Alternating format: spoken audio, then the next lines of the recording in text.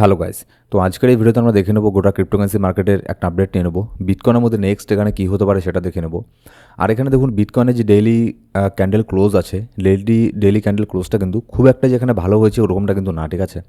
Daily ক্যান্ডেলের মধ্যে একটা bearish sign এখানে দেখা যাচ্ছে। তো সেক্ষেত্রে বিটকয়েনের মধ্যে কি আরও একটা এখানে ডাম্প হওয়ার চান্স এখানে আছে, সেটা আমরা দেখে নেব। আর গতকালকে আমি কোনো ভিডিও আপডেট দিতে পারিনি, কিন্তু মার্কেটে কী হচ্ছে না হচ্ছে এই সমস্ত নিউজ আপডেট, মার্কেটে কী কী নিউজ আসছে না আসছে, এগুলো প্রত্যেকটা জিনিসেরই আপডেট আমাদের টেলিগ্রাম গ্রুপের মধ্যে আমি শেয়ার করে যাচ্ছিলাম। তো অবশ্যই আমাদের টেলিগ্রাম গ্রুপে গিয়ে জয়েন করে নেবেন।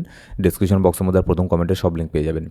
এবার আজকের ভিডিও শুরু করার আগে ছোট্ট একটা ডিসক্লেমার দিয়ে শুরু করবো আজকের এই ভিডিও।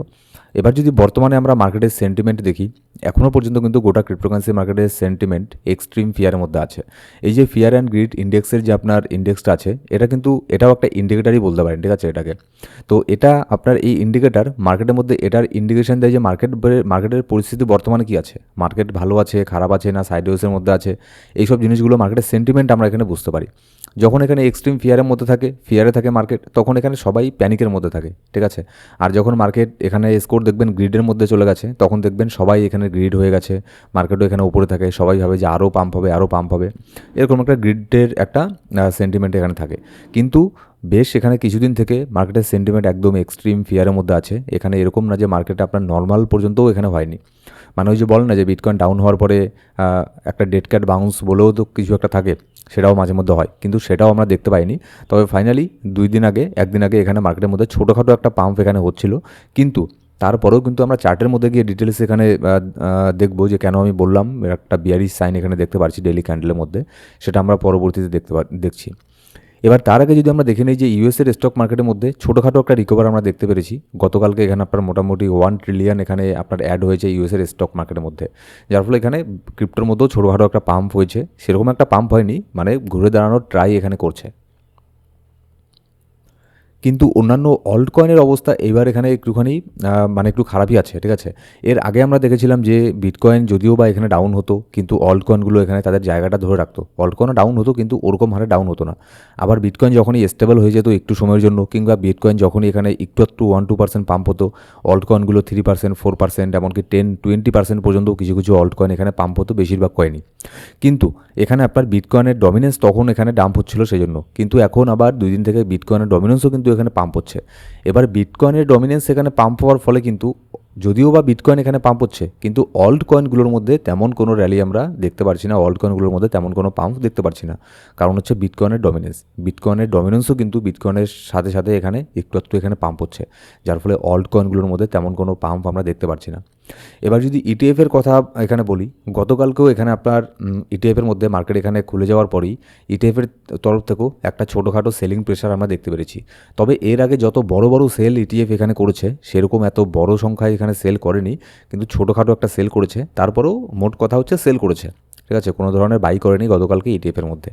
ইটিএফ এখানে আপনার কী করার ট্রাই করছে, এখানে আপনার হয়তো এখানে আপনার এটা মানে বোঝা যাচ্ছে যে হয়তো তারা এখানে প্রফিট বুক করছে, তাদের অ্যাভারেজ কিন্তু আরও নিচের মধ্যে আছে, এখনও তারা এখানে প্রফিটের মধ্যেই আছে, ঠিক আছে। তো মেবি তারা এখানে প্রফিট বুকও এখানে করতে পারে। এবার যদি নেক্সট আমরা এখানে আসি লিকুইডিটি হিটম্যাপের মধ্যে, যে লিকুইডিটি হিটম্যাপ এখানে কী বলছে, ওপরের দিকে বেশি লিকুইডিটি আছে না নিচের দিকে। আপাতত এখানে ওপরের দিকে তেমন কোনো লিকুইডিটি এখানে নেই শর্ট টার্মের মধ্যে। এবার শর্ট টার্মের মধ্যে নিচের দিকে $86,300, বর্তমানে বিটকয়েনের প্রাইস $87,500 মতো এখানে চলছে, কিন্তু $86,300 মধ্যে ছোটোখাটো একটা লিকুইডিটি তৈরি হচ্ছে $53 মিলিয়ন। আপাতত কিন্তু ওপরের দিকে তেমন কোনো লিকুইডিটি নেই, ঠিক আছে। আর যেহেতু মার্কেটের সেন্টিমেন্টও এখানে ভালো নেই, আর মাইকেল সেলার এখানে গতকালকে পোস্ট করে বলেছিল টুইটারের মধ্যে যে আমি মানে বাই করবে, এরকম একটা হিন্ট দিয়েছিল, কিন্তু এখনও সে বাই করেনি। আর আমরা এটা সবাই জানি যে মাইকেল সেলার বাই করার পরে মার্কেট একটু হলেও ডাউনে যায়। তো দেখা যাক আজকে এখানে মাইকেল সেলার বাইয়ের এখানে নিউজটা আসে নাকি, সেটা আসলে ধরে নেবেন যে মার্কেটের চান্স হেভি থাকবে 86,300 এই লিকুইডিটিতে আসার জন্য। এবার এখানে যদি আমরা রেড কার্ডের কথা বলি, ডিসেম্বর মাসের মধ্যে যে রেড কার্ড এখানে হবে, সেটা কয়েকদিন আগে এখানে ছিল 30% চান্স ছিল রেড কার্ড হবে, এখন তারপরে 70% হলো, এখন দেখুন 80% এখানে হয়ে গেছে চান্স যে ডিসেম্বর মাসের মধ্যে রেড কার্ড এখানে হবে। আমি আপনাদেরকে বলছিলাম না যে রেড কার্ড হবে কি হবে না, সেটা আপনার আরও কিছুটা দিন যাক, এখানে অন্যান্য ডেটাগুলো রিলিজ হোক, ঠিক আছে, তারপরে মার্কেটের সেন্টিমেন্ট বুঝে এখানে আমরা বলতে পারবো যে রেড কার্ড এখানে হবে কি না। কারণ রেড কার্ড হওয়ার জন্য শুধু মুখের কথা না রেড কার্ড এখানে হয়ে যাবে, অন্যান্য যে ডেটা আছে সেগুলোও যদি রেড কার্ডের পক্ষে হয় তাহলেই এখানে রেড কার্ড হবে। আর এখানে আপনার এসএসসি না, ফেডের চেয়ারম্যান যা আছে জেরুমি পাওয়েলও কিন্তু এখানে আপনার বলে দিয়েছে যে অন্যান্য যে ডেটাগুলো আছে সেগুলোর উপরেই ডিপেন্ড করবে রেড কার্ড এখানে হবে কি না। তো আপাতত এখানে সম্ভাবনা বেশি আছে ডিসেম্বর মাসের মধ্যে রেড কার্ড এখানে হওয়ার, কিন্তু রেড কার্ড হয়েও তেমন কোনো এখানে লাভ এখানে ক্রিপ্টোকারেন্সি মার্কেটের মধ্যে হবে না।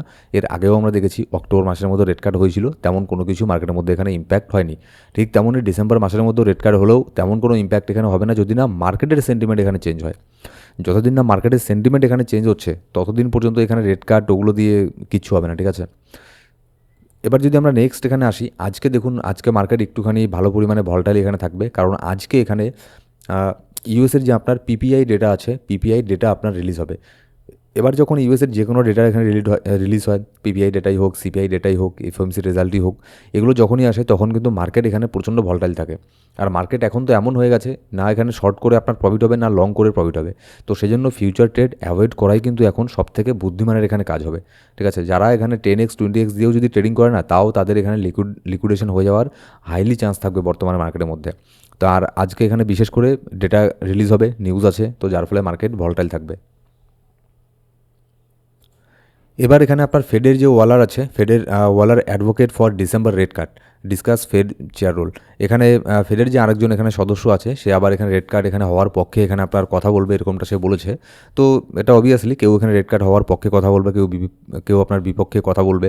তো দেখা যাক যে রেড কার্ড এখানে হয় কিনা। আর রেড কার্ডের বিষয়টা আগেই আপনাদেরকে বলে দিলাম, তো এটা তেমন কোনো মার্কেটের মধ্যে ইম্প্যাক্ট এখানে ফেলবে না যদি না মার্কেটের সেন্টিমেন্ট এখানে চেঞ্জ হয়। যদি আমরা দেখি বিটমাইনের কথা বলি, বিটমাইন আবারও নতুন করে গতকালকে মোটামুটি ভালো পরিমাণে ইথেরিয়ামকে বাই করেছে টমলি।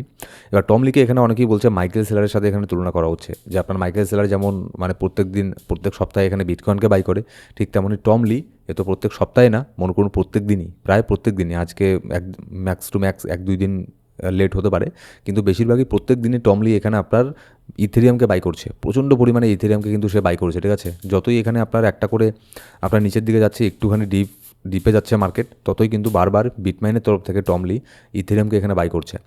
এবার যদি আমরা এখানে বিটকয়েনের চার্টে আসি, কেন আমি বললাম যে ডেইলি ক্যান্ডেলটা খুব একটা যে এখানে ভালো ক্যান্ডেলটা ক্লোজ এখানে হয়েছে সেরকমটা এখানে হয়নি, কিন্তু যদি এখানে সবথেকে বেস্ট হতো যদি এখানে আপনার 87K উপরে, ঠিক আছে, 87K উপরে এই যে প্রথম যে বুলিশ ক্যান্ডেলটা আছে এটা যদি ওপেন হতো, ক্লোজ হতো, সব থেকে বেস্ট হতো। কিন্তু এটাও ঠিক আছে, কিন্তু তারপরে সেরকম কোনো ভলিউম আমরা এখানে দেখতে পারিনি। তারপরে ছোটোখাটো একটা ভলিউম নিয়ে তার সেকেন্ডের আপনার বুলিশ ক্যান্ডেলটা এখানে ক্লোজ হয়েছে। কিন্তু যদি এখানে 92K উপরে যদি এখানে ডেলি ক্যান্ডেল ক্লোজ করতে পারতো, তাহলে এখানে মার্কেটের মধ্যে আমরা আবারও এখানে বুলিশ এখানে হতে পারতাম। কিন্তু সেজন্যই বুলিশ হতে পারছি না, কারণ 92K নিচে এখনও পর্যন্ত মার্কেট আছে, আর এটার নিচে আপনার ডেলি ক্যান্ডেল এখানে ক্লোজ করতে পারিনি। আমি তো এটা শর্ট টার্মের কথা বললাম, ঠিক আছে। আবার যদি এখানে লং টাইম ফ্রেমে দেখি, তাহলে কিন্তু মার্কেটের সেন্টিমেন্ট চেঞ্জ হতে মিনিমাম $1 লক্ষ উপরে মার্কেটকে যেতে লাগবে, তবেই মার্কেটের সেন্টিমেন্ট এখানে চেঞ্জ এখানে হওয়ার সম্ভাবনা এখানে থাকবে। আর আমি এটা শর্ট টার্মে বললাম যে 92K উপরে কিন্তু মাস্ট আমাদের এখানে ডেলি ক্যান্ডেলটা ক্লোজ হওয়ার প্রয়োজন ছিল। এবার যদি শর্ট টার্মে এখানে দেখি 4 ঘন্টার ক্যান্ডেলও যদি দেখি, তেমন কোনো ভলিউম মার্কেট এখানে দেখতে পাচ্ছি না। আবার এখানে উল্টে এখানে আপনার একটা ইনভার্টেড হ্যামার এখানে তৈরি হচ্ছে, ঠিক আছে। এই লাস্ট এখানে 4 নম্বর ক্যান্ডেলে যদি ফলো করেন, এটাকে বলি হচ্ছে আমরা আপনার উল্টোনো হাতুড়ি বলতে পারেন বা ইনভার্টেড হ্যামার এগুলো বলতে পারেন, ঠিক আছে। এটার মানে কি? এটার মানে হচ্ছে আপনার উপরের দিকে দেখুন অনেক বড় একটা সরু লম্বা বডি আছে, তার মানে উপরের দিকে এখানে আপনার মানে ভলিউম এখানে খুবই কম আছে। যারা বায়ার আছে তারা আর পারছে না মার্কেটকে উপরে নিয়ে যেতে, কিন্তু যার ফলে এখানে যে সেলার আছে, সেলাররা মার্কেটকে এখানে ডমিনেট এখানে করছে, যার ফলে এখান থেকে মার্কেট আপনার ডাউনের দিকে আবারও এখানে এসেছিল, ঠিক আছে। হলো না আপনার গতকালকে 89.2K পর্যন্ত প্রাইস এখানে গিয়েছিল, সেখান থেকে ভালো পরিমাণ একটা রিজেকশন এখানে হয়েছে। তো এটাই আমি আপনাদেরকে এখানে বলতে চাইছি। তো সেরকম কোনো পজিটিভিটি কিন্তু মার্কেটের মধ্যে এখানে দেখতে পাচ্ছি না, খুব একটা এখানে আপনার বুলিশ সেন্টিমেন্ট আপাতত মার্কেটের মধ্যে এখানে নেই। যদি এখানে নিচের মধ্যে বাই করে থাকেন শর্ট টার্মের জন্য অবশ্যই এখানে প্রফিট বুক করবেন, কিংবা ম্যাক্স টু ম্যাক্স 92K পর্যন্ত এখানে যদি যায় মার্কেট আবারও, সেখানে কিন্তু অবশ্যই এখানে প্রফিট বুক এখানে করবেন, ঠিক আছে। কারণ আপাতত এর উপরে যাওয়ার চান্স আমি দেখতে পাচ্ছি না। 92K মধ্যে গেলেও এখানে একবার না একবার রিজেক্ট এখানে হবেই, কারণ এটা অনেক বড় একটা রেজিস্ট্যান্স, এর মধ্যে গিয়ে একবার রিজেকশন এখানে হওয়ার সম্ভাবনা হাইলি থাকবে। সো গাইস, এই ছিল আজকের ভিডিও ভালো লাগলে একটা লাইক করবেন, আর সাবস্ক্রাইব না করে থাকলে সাবস্ক্রাইব করে বেল বাটন প্রেস করে রাখবেন প্রত্যেকটা ভিডিও আপডেট সবার আগে পাওয়ার জন্য। Thank you so much guys.